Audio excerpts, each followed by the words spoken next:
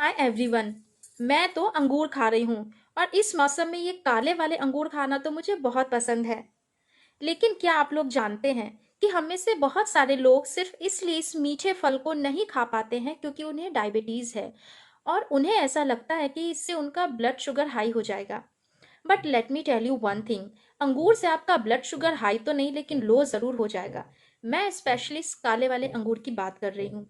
इस अंगूर में वैसे बहुत सारे केमिकल्स पाए जाते हैं, वैसे कंपाउंड्स पाए जाते हैं जो हमारे ब्लड शुगर को कम करने में हेल्पफुल हैं।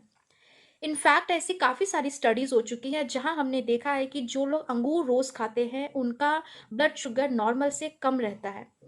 सिर्फ स्टडीज़ की बात नहीं, मैं पर्सनली भी अपने डाइट प्लान में बहुत सारे अंगूर ऐड करती हूँ।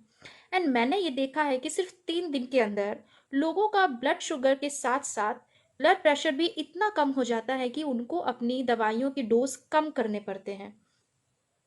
अब ब्लड प्रेशर कम क्यों होता है? पोटेशियम, अंगूर में पोटेशियम बहुत होता है एंड पोटेशियम ब्लड प्रेशर को कम करने में बहुत हेल्पफुल है। इसके अलावा अंगूर में बहुत स्ट्रॉन्ग न्यूट्रास्यूटिकल केमिकल्स पाए जाते हैं। जिस तरह से फार्मास्यूटिकल केमिकल वैसे ड्रग्स वैसी मेडिसिन होती हैं जो हमारी बॉडी को ट्रीट करती है, न्यूट्रास्यूटिकल वैसे नेचुरल केमिकल्स होते हैं जो हमारे प्लांट्स में, फ्रूट में, वेजिटेबल्स में पाए जाते हैं एंड ये इंटरनली हमें हील करने में हेल्पफुल है। तो अंगूर में जो स्ट्रॉन्ग न्यूट्रास्यूटिकल केमिकल है उसे हम फ्लेवोनॉइड्स कहते हैं। फ्लेवोनॉइड्स का बहुत बड़ा रोल है हमारी बॉडी में इन्फ्लामेशन कम करने में। एंड आज की डेट में जितनी भी बीमारियां हैं जैसे diabetes, high cholesterol, hypertension, PCOS, cancer, इन सब के पीछे इन्फ्लामेशन ही रूट कॉज पाया गया है। तो किसी कारण से हम अगर अपने शरीर में इंटरनल इन्फ्लामेशन को कम कर सकें तो हम इन सभी बीमारियों से बच सकते हैं। एंड फ्लेवोनॉइड्स बहुत इंपॉर्टेंट रोल प्ले करता है इंटरनल इन्फ्लामेशन कम करने में। थर्ड, अंगूर में जो एंटीऑक्सीडेंट है ये हमारे सेल्स के रिपेयर में बहुत हेल्पफुल है। एज के साथ हमारी बॉडी में नेचुरली सेल डैमेज होना बढ़ जाता है, हमारी बॉडी में सेल्स का डैमेज होना ज़्यादा होता है कंपैरेटिवली न्यू सेल्स बन रहे हों या रिपेयर हो रहे हों। तो अंगूर में जो एंटीऑक्सीडेंट है वो सेल डैमेज को भी कम करता है और अगर डैमेज है तो उसे रिपेयर करने में भी हेल्पफुल है। तो अगर आप चाहते हो कि आपकी स्किन बहुत अच्छी हो, डल ना हो, सैगी ना हो, आपके बाल बहुत अच्छे हो, एज के साथ आपकी मेमोरी बहुत स्ट्रांग हो, तो इसके लिए भी आपको अंगूर रोज़ खाना चाहिए। अब इसमें एक बात और ध्यान रखनी है, अगर आपको डायबिटीज़ है, अगर आपको ब्लड प्रेशर है, अगर आपको पीसीओएस है, अगर आपको हार्ट की प्रॉब्लम है, इन सभी केस में वेट लॉस स्ट्रांगली रिकमेंडेड है। और अगर हम बहुत सारे अंगूर खाएंगे तो ऑफ कोर्स हमारा वेट गेन हो जाएगा।